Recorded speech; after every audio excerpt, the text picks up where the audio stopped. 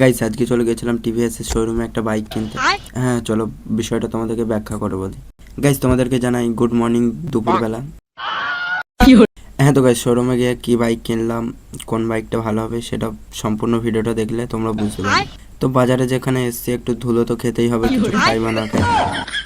হ্যাঁ তো গাইস এখানে আমরা কাদা মাটি ধুলো বালি পাথর খোয়া সব কিছু খেয়ে ফাইনালি চলে এলাম টিভিএস শোরুমে। তো শোরুমে আসতে আমাদেরকে স্বাগত করে এই হায়াবুসা দিয়ে, ভাঙাবুসা দিয়ে।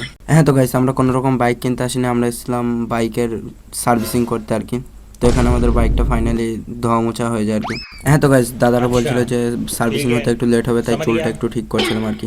গাইস আমরা শোরুমে প্রায় 2 ঘন্টার মতো বসেছিলাম, তারপরে আমাদের বাইকটা সার্ভিসিং হলো। তো আমরা এখন যাচ্ছি বাড়ি।